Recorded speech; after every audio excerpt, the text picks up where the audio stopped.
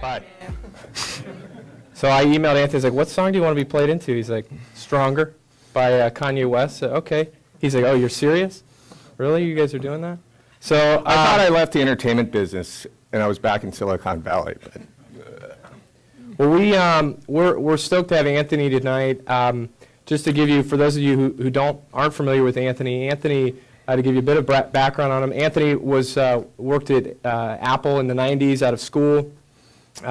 He then went to business school at Harvard, and he came back, worked in a number of startups, had a number of different roles. Finally, ended up at Yahoo in a kind of senior executive role there. Left Yahoo, started his own company called DotSpotter, which we'll let him tell us a little bit about.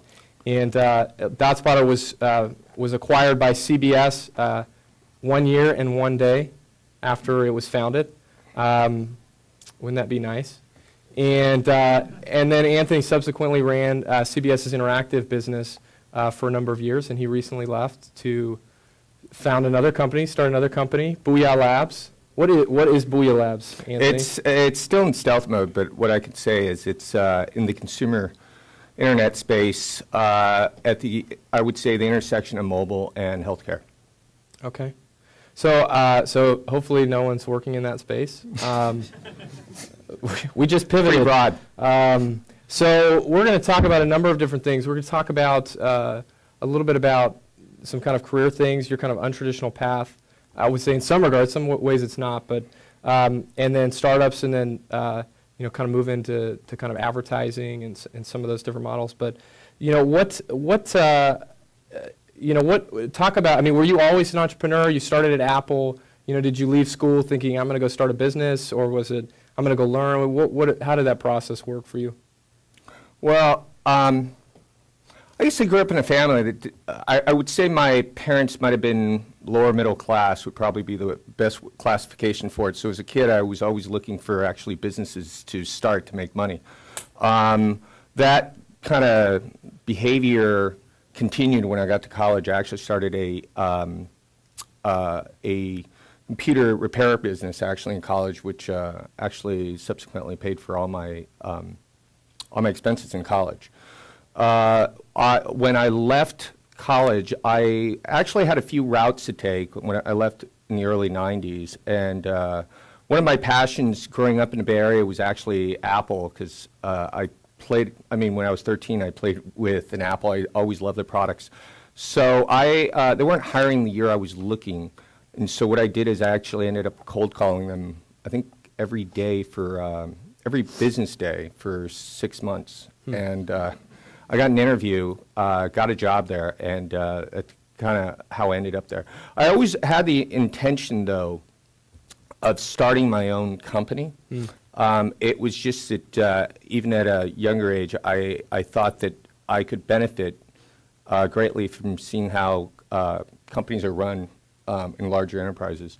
I think that at least made sense to me, because if you think about building something, you always want to know what the end result looks like in a lot of respects. And, if your company will be successful, hopefully it will be, you're either going to get acquired by a larger company where your company has to fit in, or your company's going to grow and become large. And so, but from that standpoint, I thought it would be great to actually understand what the end product's supposed to look like.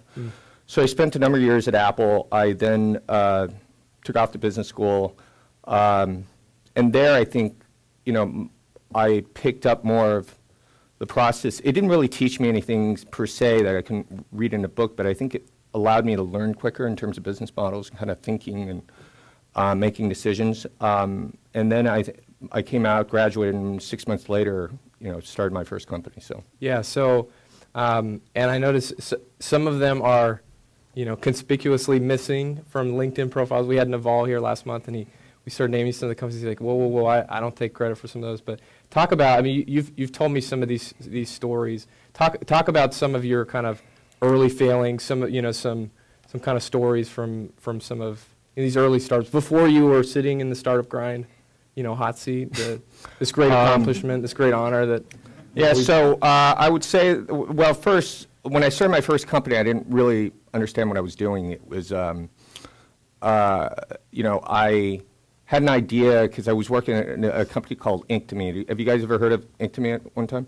At one time, they were actually the premier, I would say, #1 dominant internet infrastructure company. They were in 3 different multi-billion-dollar businesses: web search, data caching, CDN, content caching, and then third was comparison shopping. They were #1 in every one of those and gave them all up.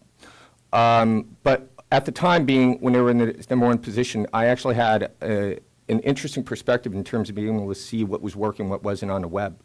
And their CDN business that they controlled, I noticed that about 25% of 25% of all traffic on the web, at least that was going through AOL and some of their other partners going through their caching product, actually were displaying video. These were corporate intranets. And so I thought, wouldn't it be great back in 1999 to think that you know, you could start a user-generated video company. Well, I think the big lesson I learned there is it's much better when you start a company to be probably about 5 feet ahead of the next guy instead of being about 8 miles ahead, because when you're 8 miles ahead, and never tell an investor you're 8 miles ahead, because basically all you're telling them is you're going to be subsidized, they're going to be helping you subsidize education for an industry. So we were way early. I mean, the first thing we put up was my LASIK eye surgery, thinking, I wonder how this would hit. We put it up and had 3 million views in 2 weeks, and we thought, wow, there's something here. So we, on Maybe that, it was your eyes. You have beautiful eyes. yeah, on that idea, we decided to go raise money. We took us about a week to raise $3 million back in '99, and we raised $3 million on basically like 5 PowerPoint slides, and DotSpotter. We didn't have PowerPoint slides at all. We raised our money. So what happened was we launched this thing, and one of the things we realized back in 1999, this is before Windows Movie Maker, before there was an ability to really upload your video, that we realized it was going to be actually very difficult to get content. And so one of the things we stumbled upon was the fact that there were all these film festivals, and filmmakers actually needed a way to exhibit their work, because what they want to do is they want to be found at these film festivals. So we decided to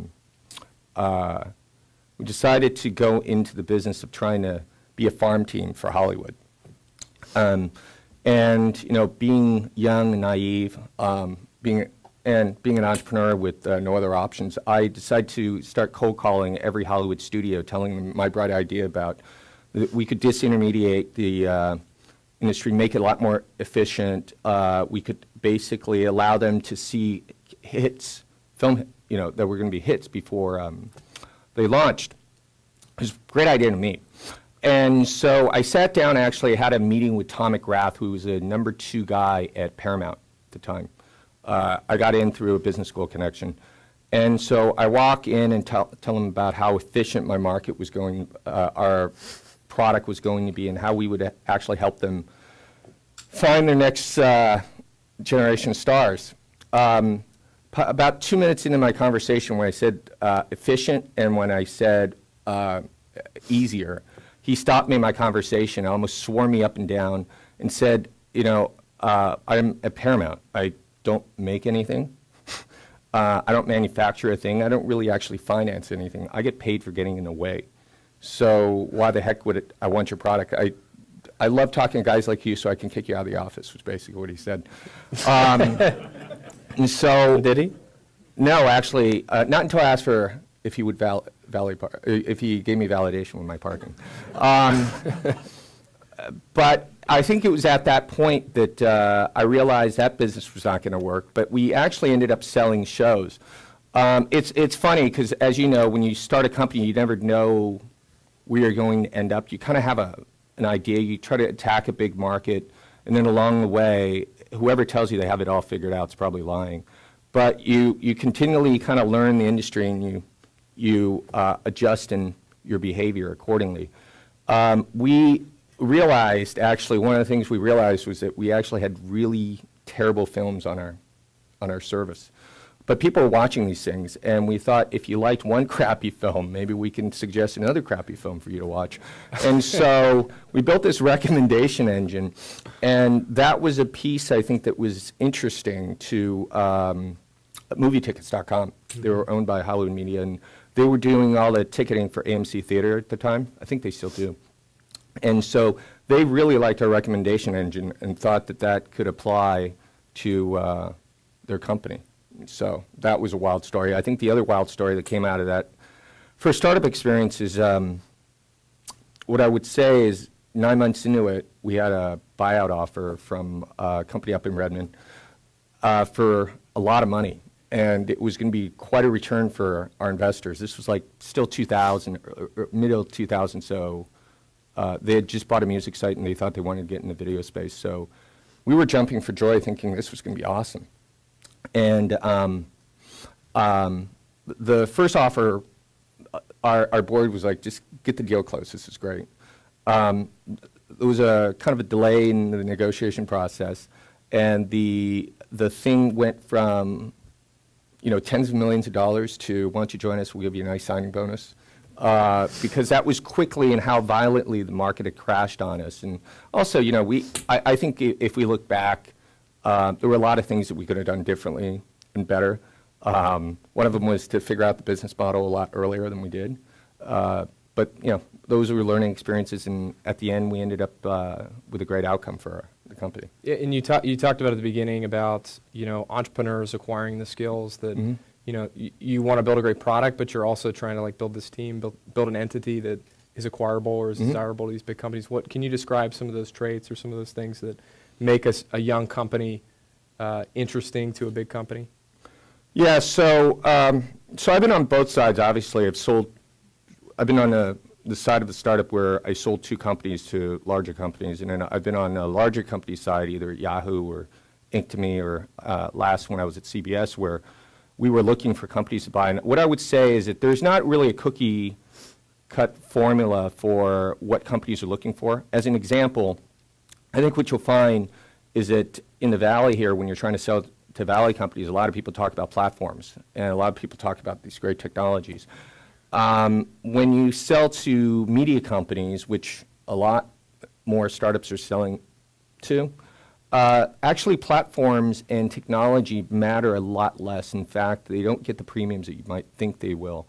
Big, large media companies actually acquire based upon talent, the talent of the staff that you have, because they're used to it from dealing with stars. And then the second thing they purchase or they are hot on are audiences.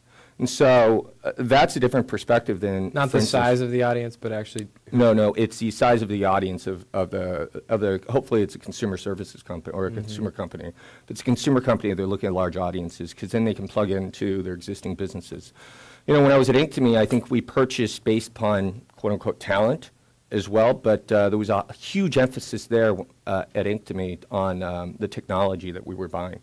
And so it really depends, and when you are talking to a lot of these companies, you really have to kind of adjust and understand where their head's at. Yeah. Because if you say the wrong things, obviously, you know, they'll make up their mind within the first, I would say, 2 or 3 minutes.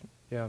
Do you think, I mean, with your history in video and in the consumer space, where is video going? Do you feel like, is there still opportunity? Is there, I mean... Yeah, I think, so the funny thing is, after I left, so after I sold the first company, Always I left the space back in early 2001, because the promise of video had not hit yet. And actually, the funny story is that I had a friend who was going to join YouTube in 2005, and I told him not to do it because there was going to be no money in video, I thought. He joined 5 weeks later, they got acquired, so. The moral of the story is don't listen to me. When actually CBS acquired us and I went back and I ended up running the entertainment division at CBS, which the majority of the business is actually video, I realized there were 2 observations. One is that a lot of the players that I had left in 2001 were still in their existing startups doing the same thing. The second thing I realized was that the audiences that we're talking about now have all gravitated online. I mean, You know, we were doing at CBS, the business I was running, about 200, 300, to up to 800 million streams a month. And when you look at those type of numbers and kind of where the dollar is going, where the innovations can happen, I think that the video space is actually one of those things that's actually underhyped, not overhyped right now. And I think that there are a ton of opportunities in the video space. I mean, just go on to, if you just go do a search on YouTube or on Google, and when you get back the results, you'll kind of feel like, in some respects, it's like how the web search used to feel back in 98, 99 before Google existed. So I think that there are a lot of white spaces in the video space, and you know, everyone wants to be the navigation guide, and so you have about 30 different companies going after that space. But if you look at the underlying infrastructure, if you look at the underlying economics of the space, there's a lot of pockets where there are opportunities. When a lot of that content is predominantly funded by advertising, right? So it would, or correct me if I'm wrong. I mean, what you know, if you're a young startup, you're trying to get into that space, or you're trying to get into any sort of advertising model space, where do you start? Do you start doing that on day one? Do you wait till you hit a certain point, or well, it depends. Or does it even work? I mean, I think the idea of trying to build a consumer services or a consumer audience company like YouTube, where you're a startup and showing video like that, I think that's been done. It's called YouTube, right? There's two different the video market's kind of splitting up into two. You got on one side, you have professional premium content. Those are the Hulus of the world, the CBS.com, Business I Ran, ABC.com, TV.com, those type of businesses. And then on the right-hand side, you have a lot of what we call more audience plays, where they'll watch anything, and then advertisers just buying the audience, and so they don't care what they're watching. They're specifically trying to message and target that audience. I think that there's businesses on both sides, but they probably will not be in terms of a website that says I have more videos than YouTube, because that's not going to happen. But there's going to be interesting niches in terms of how people do curation, for instance, as well as how people think about monetization. And you know, I think that if you look at video consumption, the interesting thing that I find is that I don't know if you guys realize the stat, but over the last 10 years, people are watching more TV and more videos at the same time. The average household average person on a day watches up to 6.5 hours of video a day. That's TV and video. And there's a larger percentage of people kind of shifting online too. So it's definitely a market that if you look at it, the TV industry is a $120 billion industry. And half of that comes from carriage fees, where people are paying subscriptions. Right now, online, 100% is predominantly advertising. So there's probably a lot of innovations that can happen on the business model side. Yeah. There's a lot of innovations that can probably happen on the audience side, or on the advertising side, because all we're doing right now is taking straight 30-second ads and moving it online. And in terms of, so you told the story about when you originally put that video of your LASIK eye surgery, you got 3 million views. Probably, I'm assuming, from email or posting on. No, it was. No, it was. I stuck it up on my old, I think, Harvard Business School website before they turned me off. I just stuck the video out. I sent it to maybe 5 people saying, "Hey, check out my surgery." Yeah. And I didn't know if it would work. Is that your video, the one that's on Yeah, that's email? right. No.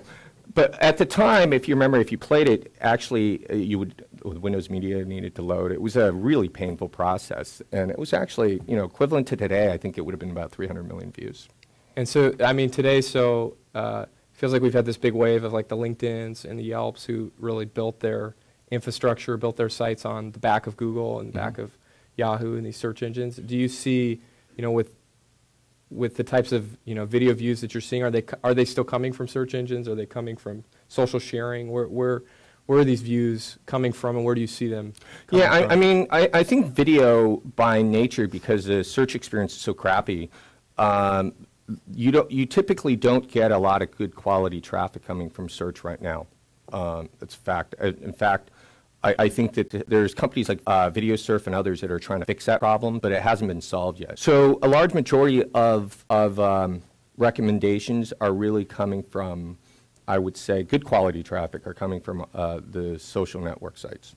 And so I think that there were periods of time when I was at CBS where we would see days and weeks where the social networks would eclipse any traffic we ever received from Google.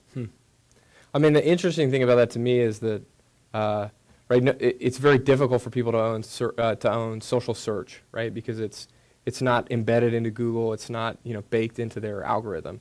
And the guy from Eventbrite did a video this last week where he said that the majority of their traffic comes from Facebook, right? So I don't know, is that thinking right, that you can, if you build something that's compelling enough, that the content is good enough, that you can potentially rise very quickly? And, you know, are there streamlined ways of getting to Facebook and getting driven through? I would say that there's, if you think about since the beginning of the internet here, consumer internet, I think every business has been built on the distribution of a network. May that be email, or now everyone talks about the social networks.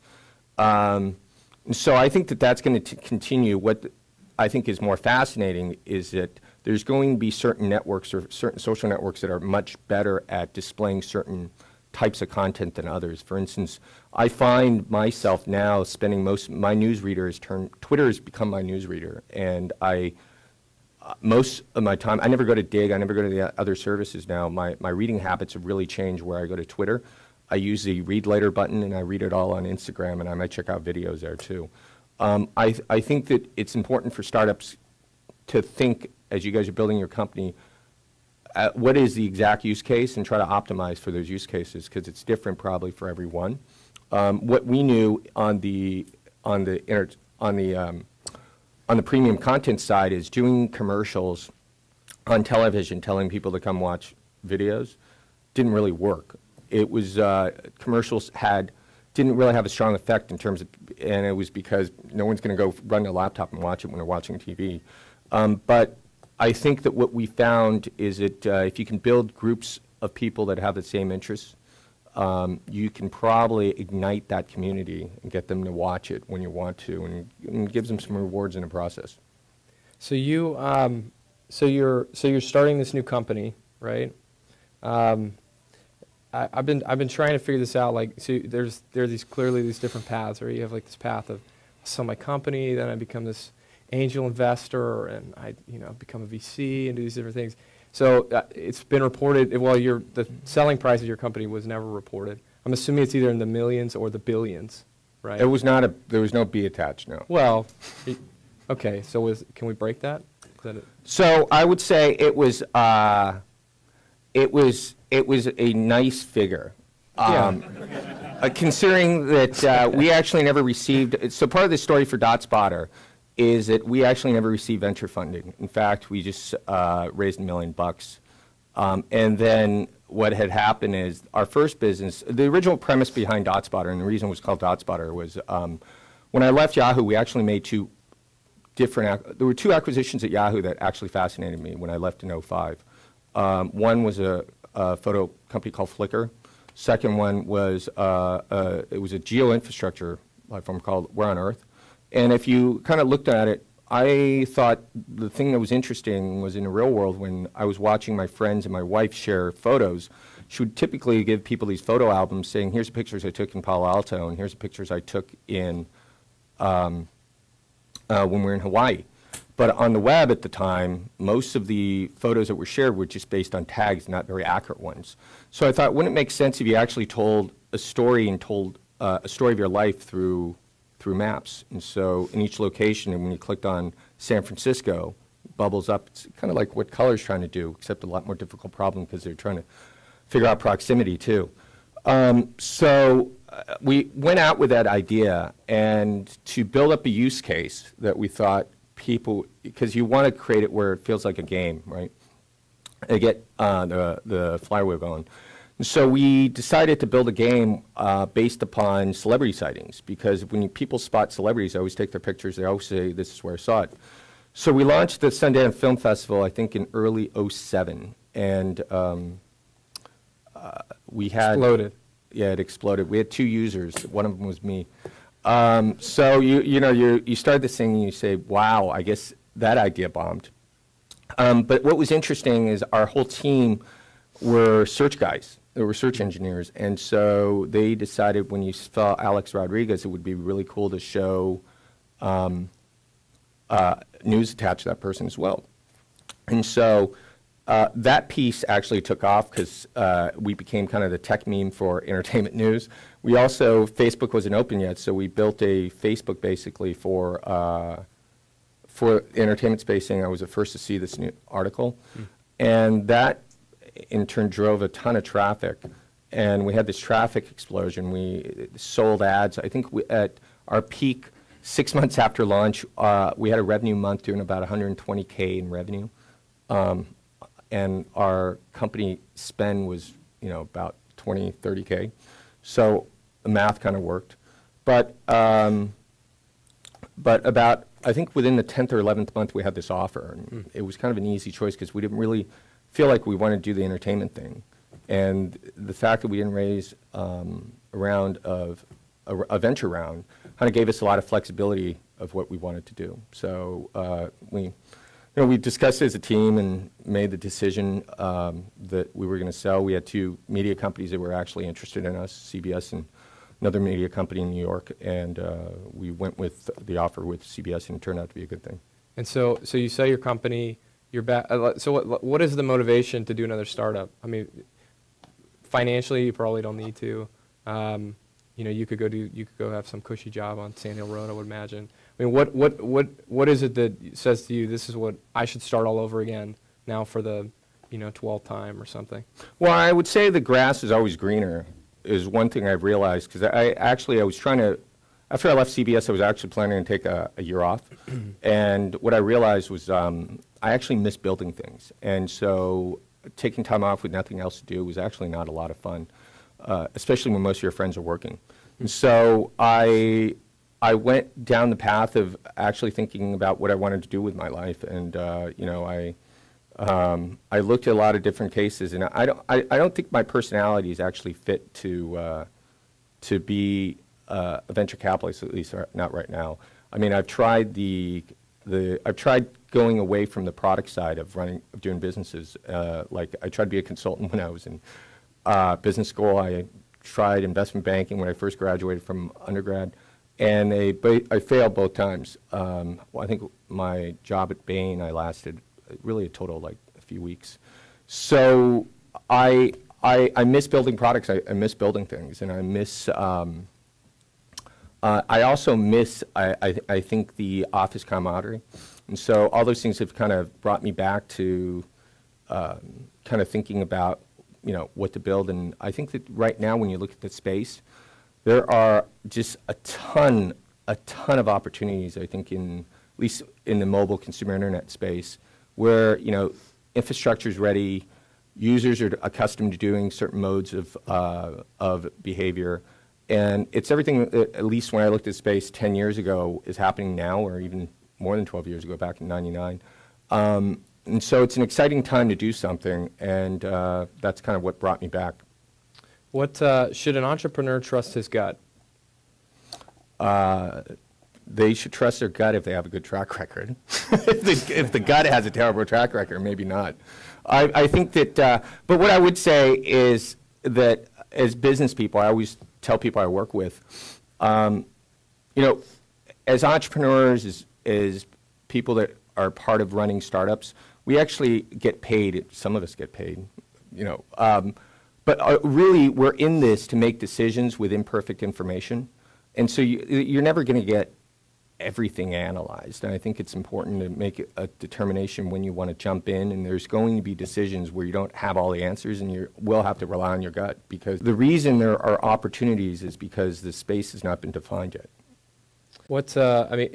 So you can't know for sure, but what factors do you use to say, hey, this is a good idea, this is something I should move on, versus it's just another idea? Well, I would say the filters I use is I think about the opportunity. If it's a huge opportunity, even if it's undefined, but you kind of can feel it and you can see it based upon the data, then you want to jump into it. For instance, the entertainment business, the TV business in particular, it's a $120 billion business just in the U.S. alone. If you jump in and you can figure out where you fit in that ecosystem, somewhere along the line, hopefully you'll be able to find a revenue model that makes sense.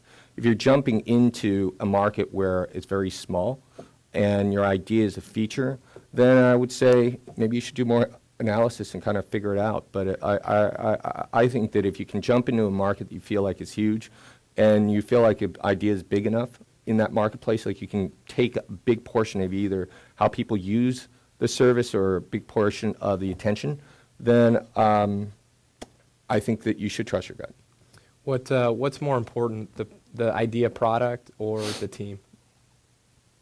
I would say in the order, it's probably, I hate to say this, but I think it's the culture of the company first and then it's the people inside. And what I mean by that is if you don't get the culture right, you typically, even if you have great talent, it only takes you so far. And when you start a company, I mean, things morph so many times. Even inside a company like CBS, things had evolved quite a bit because our revenue had gone up,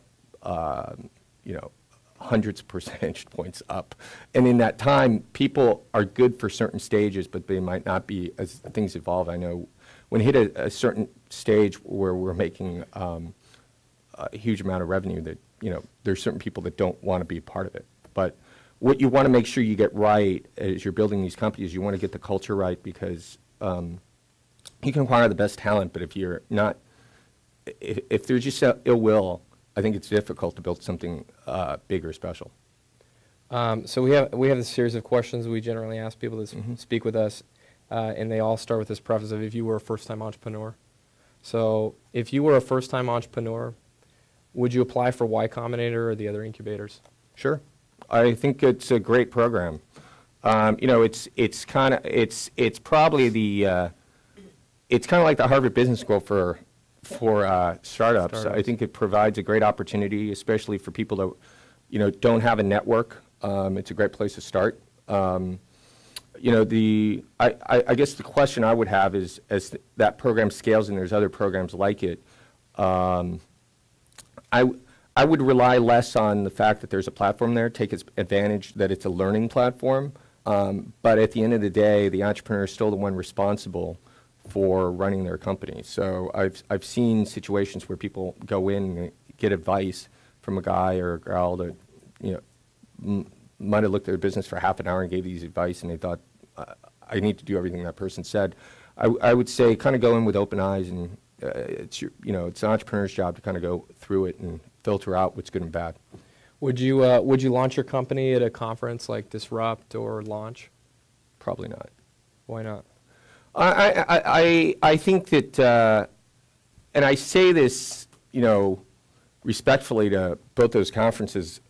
I personally think that when you develop your first product, it's probably wrong when you launch. It's hard. Every entrepreneur thinks that as they're going through it, I figured it all out. But I think there's a lot of stuff you haven't figured out yet, and it probably makes sense to get it right before you have a bigger splash. I mean, we've all seen, app companies go out, I think recently, where they go out and they're with the mentality of the agile development process. I'll throw it out and I'll fix it. Yeah. But the problem you have nowadays, especially on the mobile side, is you actually have to get it more right, because a lot of times on these charts, your ratings really determine if you're going to get future users. And so I think it's a lot more important to bake your product in front of people that are really your target market. If your target market is the tech crunch disrupt crowd, by all means, probably makes sense. I think most of us aren't launching our business for Silicon Valley. It's for a larger audience. And if that's the case, I would say you probably want to bake it just a bit before you show it to people that potentially will be your power users. So leading off of that, if your startup, let's say you're working on a startup, you'd launched a product, it wasn't getting any traction despite all your efforts, what would you do next? I would look, if you're in a big enough market, I would look and see what things are working in the marketplace and see if you could be a fast follower, or if there's something that where your product has a similarity to something else where you can actually pivot or follow. It's okay to be, I think, a fast follower in those situations. And at those times, I think that What you need to do, though, when you launch these things is go after one initiative, not go after 30, because, you know, you're probably not, you don't have a lot of resources to begin with. And I think that the biggest problems for companies, in my mind, is they spread themselves too thin. They don't know which ones are working because they haven't focused on one. Yeah. Does anyone have any questions for Anthony? Open it up to some Q&A. Yeah. Back. So the question is, what have you seen lately that's really excited you? Well, I actually saw a company in San Francisco recently called Zimride. I don't know if you guys have seen it. They're building a Airbnb for carpooling. So if you remember back in college, there were these bulletin boards like, I'm looking for a ride to LA from Davis or Berkeley. They're actually moving all that into a way they're creating really this marketplace of information to connect drivers with riders. I think that is actually a pretty interesting innovation in terms of how they're doing it and the whole experience they kind of wrap around it. Because most cars, if you think about it, have these underutilized seats, especially for college students driving back and forth. And, you know, it can make a huge impact, I think, for the environment as well. So I find that interesting. I looked at and when I came across Clout, how they're kind of building out their social identity and reputation score, I think the stuff that you can do with a company like Clout is fascinating and interesting. Yeah. And Spencer's got a mic too. Or you can just stand in front of the mic right there, actually. Also. You turn it on.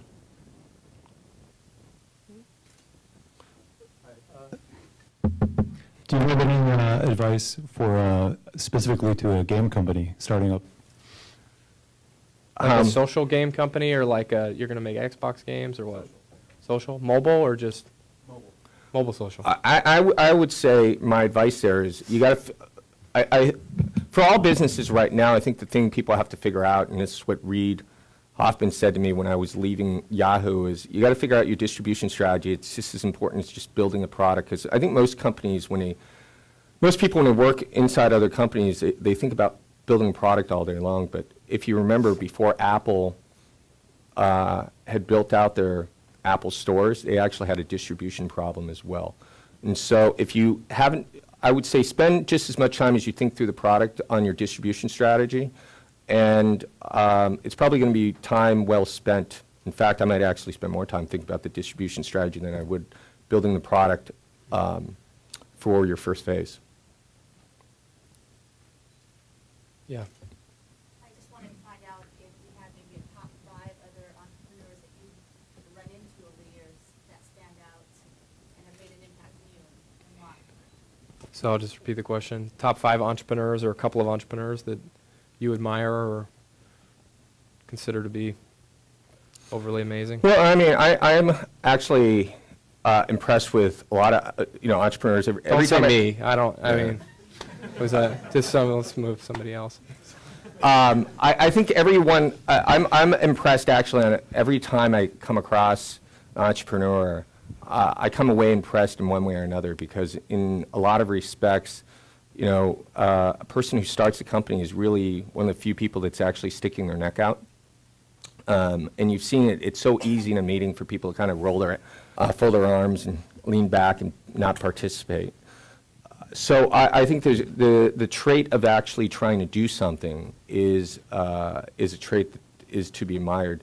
In terms of entrepreneurs that I respect, let's see, there's Jeff Bezos over at Amazon. I think what he's done in terms of scaling the operation, and here's clear vision in terms of where he wants to take that company has been absolutely amazing. Steve Jobs, obviously, from his perspective about how he runs and thinks about products all day long. I think that Mark Zuckerberg, obviously, I don't mean to be so cliché with the standard names, but what he's done there and thinking through the idea of the social graph has been amazing. And then, I sometimes visit these incubators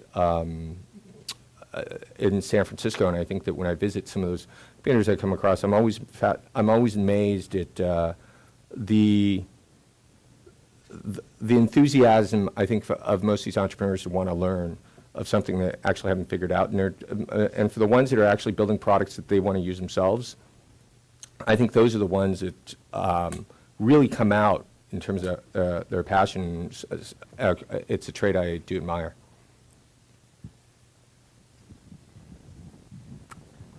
So as a company has successful products, what do you see the top 3 challenges to really scale that small company to a mid-size or larger company?